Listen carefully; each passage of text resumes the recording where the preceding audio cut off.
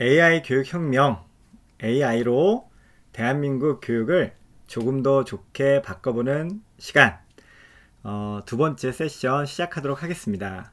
오늘 그 강의의 핵심 질문이 있습니다. 학부모께서 이런 질문을 주셨어요. 아이가 스스로 생각하지 않고 너무 인공지능에 의존하게 되지 않을까? 않을지 걱정됩니다. 그쵸? 인공지능 너무 많이 쓰면 아이들이 생각하고 사고하지 않고 직접 계속 물어볼 수가 있겠죠. 예, 박땡우 학생 어머님께서 물어보셨어요. 6학년 학생인가 봐요. 자, 그러면 이 문제를 우리는 어떻게 해결할 것인가를 본 지금 강의에서 하나씩 알아보도록 하겠습니다. 자, 지금 보시는 거는 엔트로픽이라는 회사가 있습니다. 혹시 클로드라는 인공지능 아시나요? 그 회사, 그 클로드라는 인공지능을 만든 회사입니다.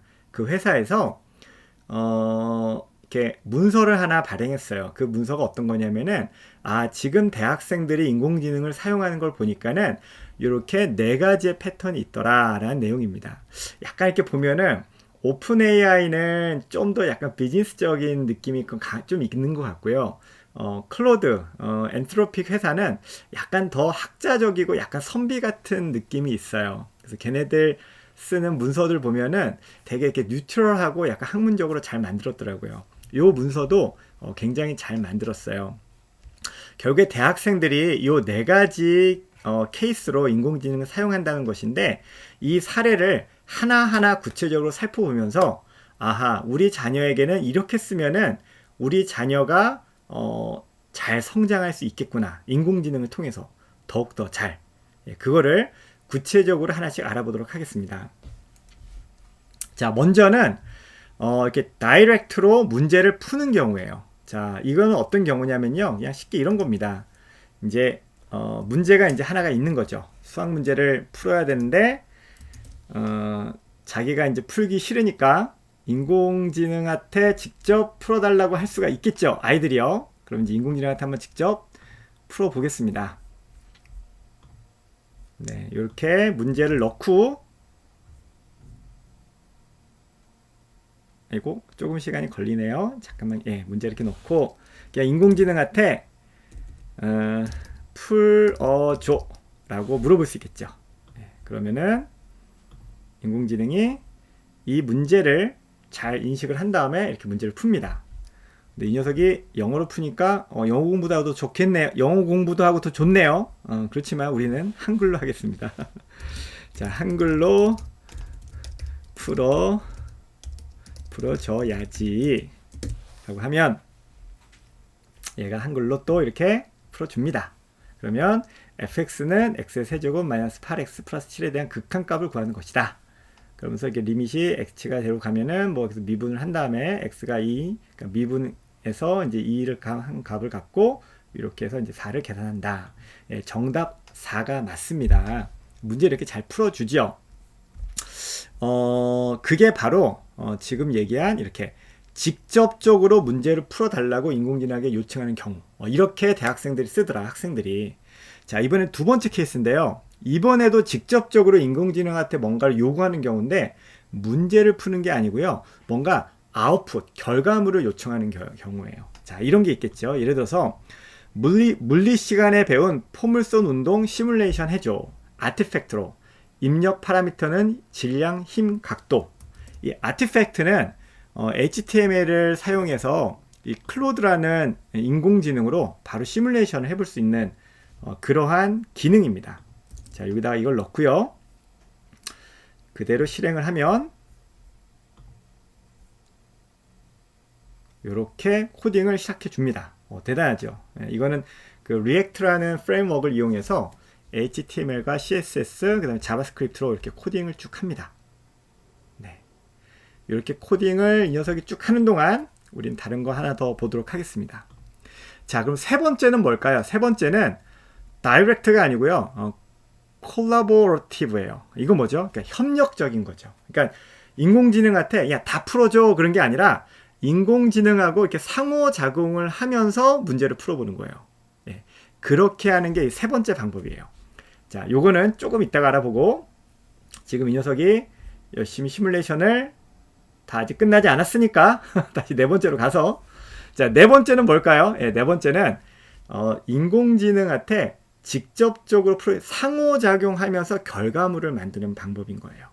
자, 그럼 세 번째 거 먼저 보고 아까 맡겨놓은 그 프로젝트 한번 더 그 시뮬레이션 결과 한번 보도록 할게요. 자, 얘는 뭐냐면은 협력적으로 문제를 푸는 거죠. 그거를 위해서는 이런 식의 이제 인스트럭션을 줘야 됩니다. 다시 말하면은 역할, 너는 최고의 AI 튜터야. 학습 목표를 물어보고 학생이 답해주면 학습 목표를 잘 학습할 수 있도록 설명과 질문을 절절히가 아니고 적절히 섞어가며 학생을 코칭해줘. 학습 목표를 무엇을 하고 싶은지 시작할 때 물어봐. 그럼 우리가 이제 답을 더 주면 되겠죠. 자, 대상은 중1. 얘는 여러분 자녀의 학년에 맞게 바꾸면 되겠죠. 자, 중요한 건 이 방법입니다. 첫 번째, 학생의 배경 지식과 사고 능력을 파악한다. 그죠? 두 번째는 배경 지식과 파악한 사고 능력에 맞춰서 설명과 질문을 진행해줘. 세 번째, 설명은 가능한 짧게, 질문은 한 번에 한 개만. 이거 되게 중요해요. 구체적으로. 짧은 것과 한 개씩만 하는 게 중요합니다. 왜냐면은 이렇게 줘야 계단이 낮아져요. 계단이 낮으면 뭐죠? 아무리 어려운 거라도 아이가 한 걸음 낮은 계단으로 여러 칸 있으면은 높은 목표에 도달할 수가 있거든요. 자, 이게 뭐냐면요. 바로 이 높은 목표라도 한 계단씩 천천히 갈 수 있게 만들어 주는 거예요. 네. 그래서 이것도 다 경험적으로 들어간 프롬프트고요. 어투는 쉽고 재미있는 MG 업투로, 비속어는 사용하지 말고, 답을 바로 알려달라고 해도 절대 알려주지 마. 이게 되게 중요한 거죠. 왜냐면 답을 바로 알려주면은 아이가 성장할 수가 없으니까 계속 질문을 하게 하는 겁니다. 그리고 위의 학습 목표를 벗어나서 딴 데로 세지 마. 애들이 자꾸 다른 거 물어볼 수 있거든요. 세지 않고 이 학습 목표에만 딱 집중되는 거죠. 그리고 여기서 보면 설명과 질문을 적절히 섞어가며라는 표현을 썼잖아요. 이것도 여러 번 과정을 통해서 저희가 이제 최적화한 거예요. 질문만 하다 보면은 아이가 너무 힘들고 지칠 수가 있어요. 설명만 하다 보면 아이가 생각하지 않고 수동적이 됩니다. 그래서 설명과 질문을 적절히 섞어가며 코칭해주는 방향으로 했어요. 자, 이걸 하는 걸 이런 식으로 해볼 수가 있죠. 자, 다시 아까 똑같은 문제인데 이 똑같은 문제를 아까 했던 거를 다 클리어 삭제를 하고 다시 넣어서 시작해 라고 하기 전에 그쵸? 이 프롬프트를 넣어주는 거죠. 자, 이걸 어디다 넣어주죠? 여기다 넣나요? 예, 여기 채팅창에다 넣어도 되는데 지난 시간에 배웠죠. 예, 시스템 인스트럭션 창을 열어서 여기에다가 넣어주면은, 그리고 닫아주면 이후에 하는 모든 채팅은 아까 우리가 읽었던 이 시스템 인스트럭션의 규칙 안에 모두 다 들어옵니다. 자, 구글 AI 스튜디오를 선정한 가장 큰 이유, 우리 자녀들이 인공지능을 이용해서 새로운 교육을 할 때 이 구글 AI 스튜디오를 선택한 가장 큰 이유는 바로 이 시스템 인스트럭션이라는 이 UX, UI 화면 때문에 그래요. 이 기능 때문에. 그러면 이 규칙 안에 그 아이들이 하는 모든 대화들을 넣을 수 있기 때문에 안전하게 좀 더 할 수 있는 거죠. 자, 그럼 이제 시작해 하고 런을 누르면 아까하고는 좀 다르게 나옵니다. 그쵸? 바로 답을 알려주는 게 아니라, 안녕, 나는 내 수학 튜터 챗봇이야. 수학 문제 풀려고 왔구나. 아주 잘 왔어. MG 언어로 아이들이 좀 이렇게 친근감이 있고 더 이렇게 동기부여가 되겠죠. 자, 일단 우리 같이 풀 문제는 2차 함수 문제인 것 같은데, 혹시 풀고 싶은 학습 목표가 따로 있어? 예를 들어 2차 함수 그래프 이해나 2차 함수 최대최소 문제처럼 구체적인 목표를 말해주면 너에게 딱 맞는 수업을 할 수 있어. 예, 지금 요거를 제대로 못 읽었네요. 그래서 다시 한번 얘를 넣어줄게요. 다시 이쪽으로 가서 얘를 왜냐하면 우리가 이 시스템 인스트럭션에다가 학습 목표를 물어보라고 했기 때문에 얘가 다시 물어본 것 같아요. 그래서 다시 얘를 넣어주면 얘가 이제 명확하게 이해하죠. 그리고 학습 목표는 이 문제를 풀기 위해 학습 목표를 세워보자. 먼저 미분계수 정의를 너가 이해해야 돼. 그쵸? 미분계수를 구해야 되고 미분계수를 활용한 문제를 풀어야 돼. 자, 이 순서대로 차근차근 학습해보는 거 괜찮아? 하고 물어보죠. 그쵸. 오, 좋아. 네, 라고 얘한테 할 수가 있습니다. 그럼 얘가 자, 1단계 미분 계수의 정의부터 알아볼까? 그 미분 계수에서 물어보고 이런 거야. 자, 그럼 여기서 H가 0으로 가까워진다는 건 어떤 의미일까? 내 생각을 자유롭게 얘기해줘. 자, 이런 식으로 질문을 하고 답변을 하면서 아이가 하나하나 개념들을 이해해가면서 성장할 수 있도록 해주죠. 이게 뭐죠? 바로 소크라테스 문답법입니다. 자, 이게 바로 어떤 거냐면요. 여기서 얘기했던 상호 콜라보, 같이 협력적으로 문제를 풀어가는 과정이에요. 인공지능이 질문하고 우리가 답변해가는 이 과정을 통해서 어떻게 되죠? 아이는 질문으로 자극을 받고 생각을 하고 답변을 줄 수가 있습니다. 자, 이렇게 만약에 상호작용을 한다면 어떻게 될까요? 아이가 성장하겠죠. 하나의 문제를 풀면서도 계속 성장할 수 있게 될 것입니다. 자, 그러면 이쯤에서 아까 봤던 요거 물리 시간에 배운 포물선 운동 시뮬레이션 해줘. 어떻게 되는지 한번 보러 가겠습니다. 짠! 네, 요렇게 되어져 있고요. 시작 보면 질량, 힘, 각도 우리가 줬던 이 파라미터 질량, 힘, 각도 넣었죠. 예, 그리고 이런 식으로 화면 구성이 되어져 있어요. 자, 시작을 클릭하면 이렇게 풀스 운동이 바로 이렇게 그려집니다. 자, 그리고 질량을 2kg로 늘려볼게요. 그러면 어떻게 될까요? 좀 짧아졌죠. 3kg로 하면 네, 더 짧아지고 거리가. 근데 약간 정적이어서 재미가 없으니까 동적으로 표현해줘. 그리고 좌표 값이 보면 지금 요 좌표 값이 이게 바뀌거든요. 좌표 값은 고정이야 라고 한번 다시 해볼게요. 그러면은 아까 했던 이 코딩을 바꿔서 이 녀석이 또 열심히 만들어 줍니다. 이 녀석이 열심히 이걸 만들 동안 저희는 다시 가서 네 번째 거를 보도록 하겠습니다. 네 번째 건 뭐였죠? 자, 아까 같은 경우에는 협력적으로 같이 협업을 해서 문제를 푸는 거라면 이번에는 협업을 해서 결과물을 만드는 거죠. 결과물을. 자, 그래서 아까 우리가 했던 이 똑같은 요 질문을 얘한테 협업적으로 물어보면 어떻게 풀 수 있는지를 해볼게요. 자, 이번에는 아까는 클로드에서 했지만은 이번에는 그냥 구글 AI 스튜디오에서 하도록 할게요. 왜냐? 아까 요거를 그대로 넣어놨잖아요. 그쵸? 이 바로 프롬프트, 이 시스템 인스트럭션이 뭐죠? 약간 마법과 같은 인스트럭션인데 이걸 하면은 어떻게 된다? 무조건 답을 알려주지 않고 얘가 최고의 소크라테스처럼 질문과 답을 오가면서 아이랑 학습이 가능하다. 그래서 아까 했던 거를 완전히 클리어 챗 하고 다시 이거를 넣고 런을 해주면 실은 얘도 코딩 잘하거든요. 근데 바로 코딩 해주는 게 아니라 어떻게 하죠? 얘가 이렇게 하나씩 또 물어보죠. 물리에 빠진 중일 학생이라니 완전 멋진데 포물선 운동 시뮬레이션이라 마치 게임 만드는 것 같고 엄청 재밌겠다.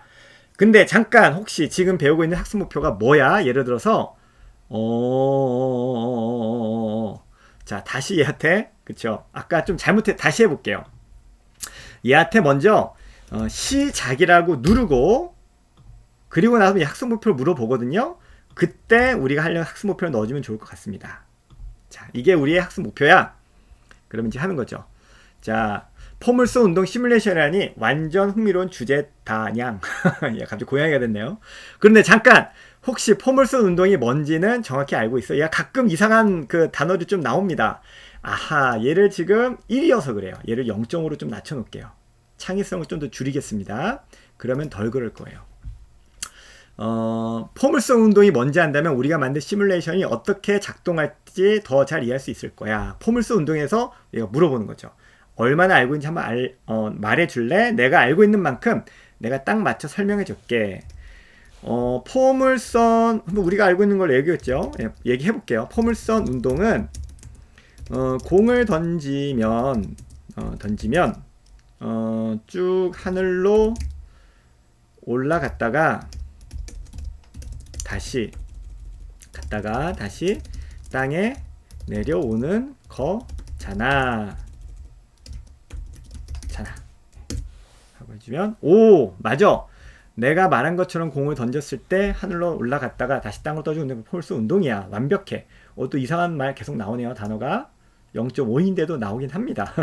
네, 지나가겠습니다. 그렇다면 공을 던질 때 어떤 요인들이 공이 날아가는 모양, 포물선 기동에 영향을 줄까? 내 생각을 자유롭게 말해봐냥. 갑자기 고양이 발자국이 여기 나옵니다. 자, 그러면은 한번 생각해보죠. 자, 앞으로 가는 힘이 있고 아래로 당기는 중력이 있지. 예, 이렇게 답변하는 아이들은, 중학생들은 상당히 모범생인 학생입니다. 보통은 아이들이 초성만 쓰죠. 자, 저 이제 모범생 중학생을 빙의해서 답변을 주면, 오, 잘했어. 역시 똑똑한 중일 학생이구만. 그렇게 이렇게 되고, 살짝 더 생각해 볼게요. 앞으로 가는 힘은, 이게 아마 이런 글자 계속 나오는 게 아까 1로 해서 시작해서 그런 것 같아요. 0.5로 시작하면 훨씬 덜 할 것 같아요. 자, 내가 말한 앞으로 가는 힘, 공을 던진 힘을 할 텐데 이 말 다른 요인은 없을까? 공을 던지는 각도와 관련이 있다냐? 아, 그렇지. 각도와 관련이 있지. 있겠지. 어떤 연관이 있어? 하고 또 물어볼 수 있겠죠. 눈치가 빨라. 그리고 공이 45도로 던지가 60도로 던지가 비교 설명해 줄 수 있어? 각도가 차이가 나지. 라고 그냥 뭐 간단하게 대답을 해준다면, 어느 게 더 멀리 나갈 것 같아? 저희는 답을 알고 있죠. 45도. 그래도 모르는 척 60도라고 해볼게요. 60도.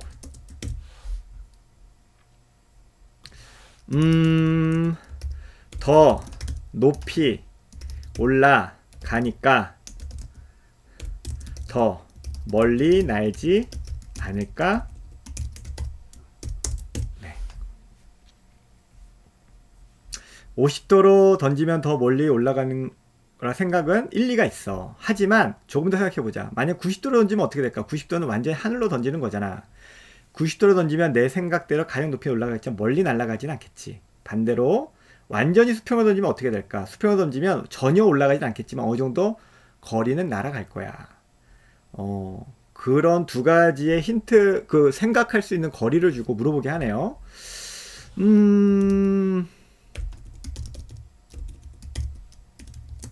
글쎄, 30도? 네, 계속 모른 척을 하겠습니다.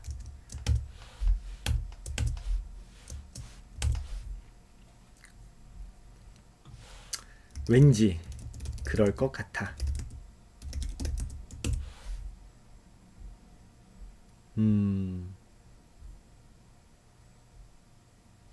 왠지라는 느낌의 과학적 이유를 더하면 너의 승력이 늘 거야. 가장 멀리 간 45도야. 얘가 얘기 답을 해주네요. 신기하지?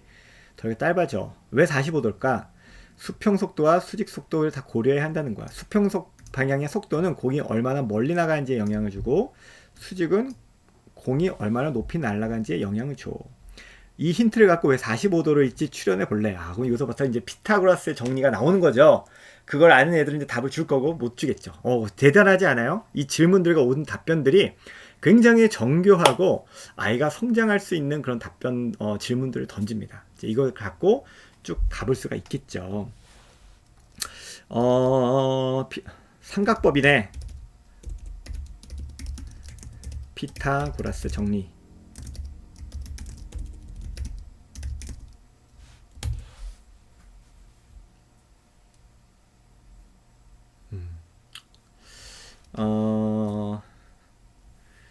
그게 가장 벡터란 표현이 모를 테니까 가장 멀리 나가는 방향이 될 것 같아. 그냥 막 쳐보겠습니다.